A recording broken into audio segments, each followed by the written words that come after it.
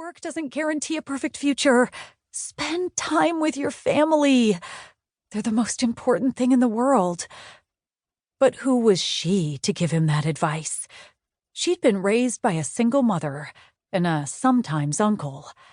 Her mother had worked her whole life to give Julie a secure future, but Julie hadn't had the advantages of most of her students, certainly not the same technology at her fingertips. At 9, most of them had more experience in the world than she had.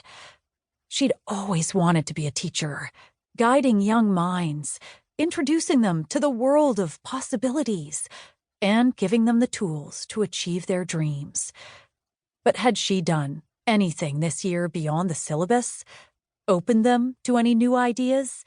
Showed them something they couldn't see without her? At least bring a balance to their lives? She was afraid she knew the answer. That's why she'd applied for an educational leave of absence for the following year. She knew if she just had new experiences, a fresh outlook, if she could just broaden her own horizons, learn new methodology, she could make a real difference in their lives, their whole lives. But her application had been denied, and now Julie Barlow was about to do the most reckless thing she'd ever done, because she had to do something to fulfill her own dream. She returned to her classroom, opened her desk drawer, and, with trembling fingers, took out the letter of resignation she'd written the night before.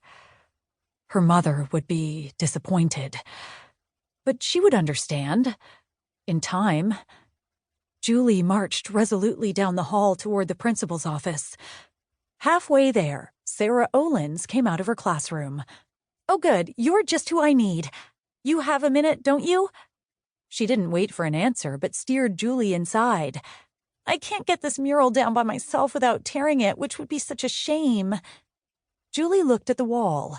10 feet of second-grade depictions of people in our neighborhood. She pulled over a stepladder. "I'll release the tape, you hold the edges." By the time they'd rolled it up, wrapped it in plastic, and found a place for it in the closet, the principal had left for the day. Julie stood outside his door, half defeated, half relieved. What had she been thinking? She'd worked her whole life for this. She tore up the letter right there. But the original was still in a file on her laptop, and she wouldn't delete it. Not just yet. Chapter 1. 2 weeks later. Vacation. It couldn't get here soon enough, thought Julie. But looking out the window wouldn't make Kayla and Aggie arrive any earlier. Her 2 best friends, since forever, were always late. Notoriously late.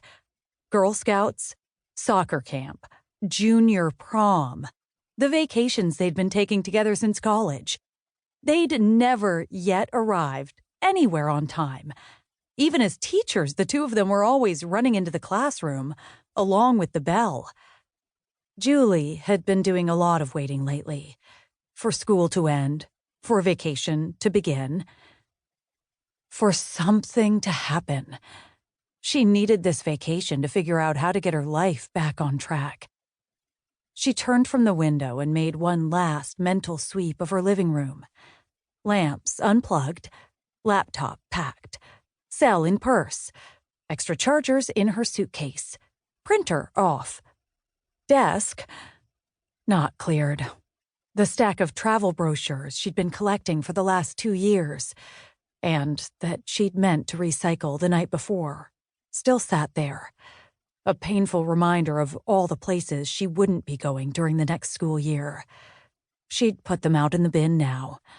She wouldn't need them anymore, now that she'd been denied a leave of absence, and it was time she stopped thinking about what might have been. Recycle bin, she reminded herself. A prolonged honk jarred Julie back to the here and now. At last, vacation had arrived, and she glanced at her watch. Only 17 minutes late. Practically early.